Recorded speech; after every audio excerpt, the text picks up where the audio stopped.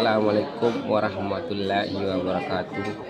Salam sejahtera untuk manusia dengan peradaban bumi manusia. Saya ini sedikit membuat video tentang apa kegunaan buku, apa manfaatnya, dan apa dampaknya dari seorang pembaca buku.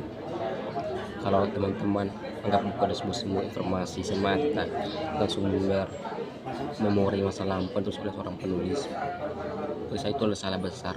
Ini salah satu salah besar. Karena apa? Karena buku adalah sebuah sumber pengetahuan yang terus dijaga agar apa? Agar sebuah peristiwa yang masa lalu yang kita tidak tahu, kita ketahui, kita menggali sejarah agar sejarah yang utuh dalam negeri kita itu tidak bisa dihilang.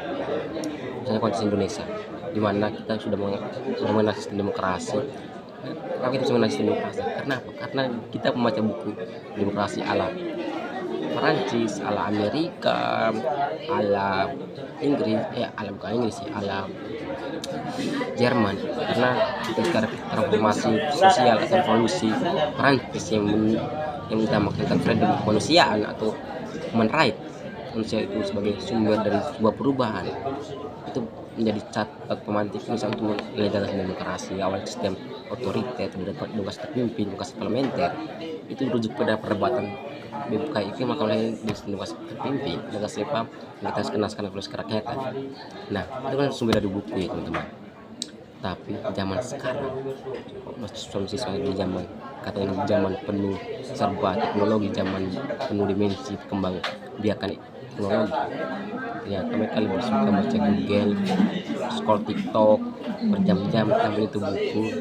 Menunjukkan bahwa kita mengalami satu fase dalam peradaban, mana peradaban awalnya para tokoh kata bangsa Indonesia mana bawa buku, yang kata negara bawa buku, jika diasingin bawa buku.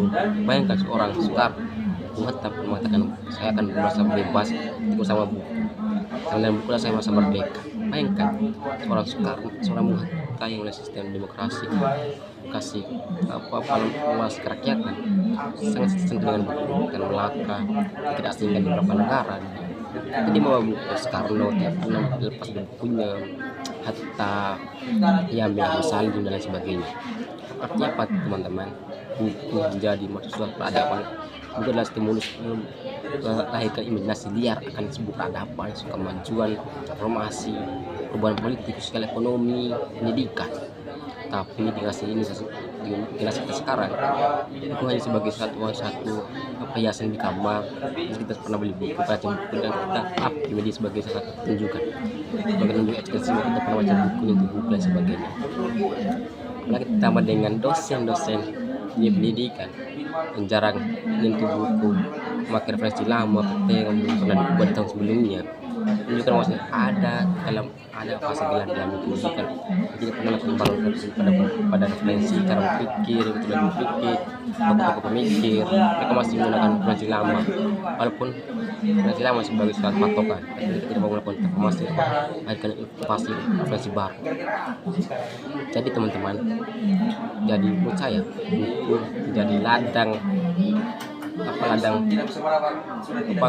laki itu dikembangkan, dirawat, dijaga, dipelihara, dan dikembangkan lewat imajinasi liarnya.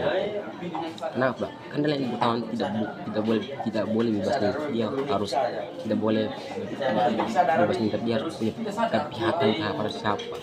Pokoknya perang menulis buku 4 terlebih guru yang pada rakyat, yang kita peristiwa di masa lampau, ketika masa pribumi Hindia, ketika itu kita mengalami masih kegelapan ketika hidup, ketika sebuah masyarakat dibagi dalam beberapa kelas, antara kelas feodal, kelas pribumi, kelas pedagang, kelas penjajah.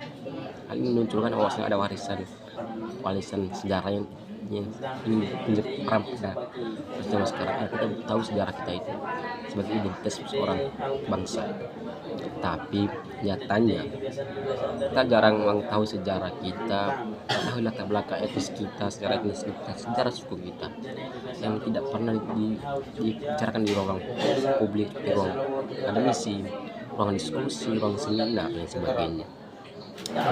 Ini menunjukkan bahwa kita mengalami fase kelap dalam membaca buku.